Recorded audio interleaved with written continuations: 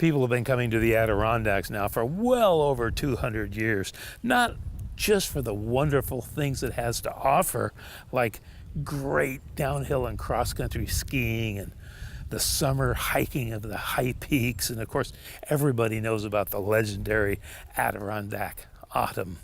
But people are coming to the Adirondacks today to explore another subject, Adirondack architecture. And believe me, what they find is not all twigs and tree branches.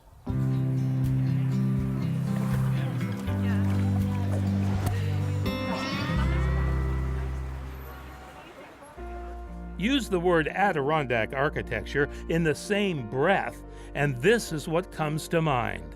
The great camps, built when the wealthy had plenty of tax-free income.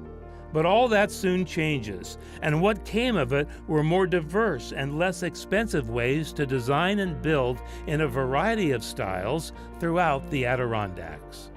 The Adirondacks quickly became a new canvas for original architectural designs.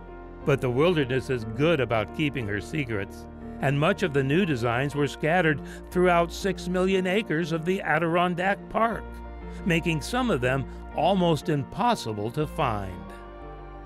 But that has all changed with the publication of A Guide to Architecture in the Adirondacks by Richard Longstreth, an architectural historian with over 30 Adirondack summers under his belt.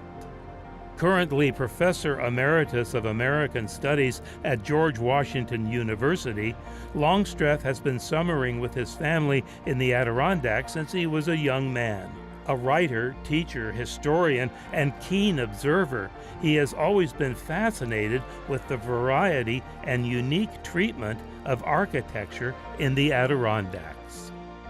I was really interested in the topic. I've always made it a point to investigate the architecture and the built environment in places that I inhabit. So over the years, I've made a lot of forays in the Adirondacks, and I thought this would be a nice way to tie all of that together.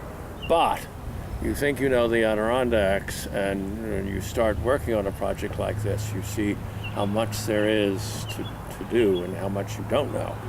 The more than 400-page book is very user-friendly, with a section for each community instead of chapters.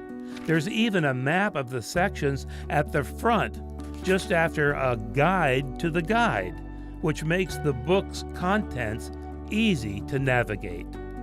Professor Longstreth even includes his email if readers have suggestions or updates. What is the best way for the reader to use your book? I tried to make it flexible, realizing that people living in all different parts of Adirondacks would use it, and people coming from Montreal or Toronto or Rochester or Watertown or Albany or Boston or New York or whatever. So where do you start? And the answer is you start where you want to start. And you see what you want to see, but some people may be interested in lots of different things. Other people are interested in churches, or are interested in schools or bridges or what have you. So I tried to make it as flexible as possible, both in organization and through the index, so that people could find what they wanted to look at. Are there 3 or 4 favorites that Richard has that you discovered in writing this book?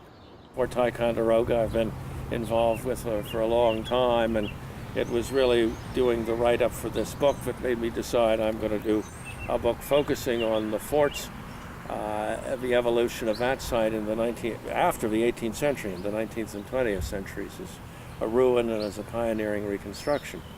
But there were other things, an incredible, I think it's a Masonic camp, a farmhouse built probably in the and barn complex built probably in the 1830s that hasn't had anything change in the 20th century. Eagle Island, which is one of the great rustic camps that is one of the most extraordinary in its design. certainly there are lots of individual buildings that I didn't know about, but kept the juices flowing, as it were, as I did all of this.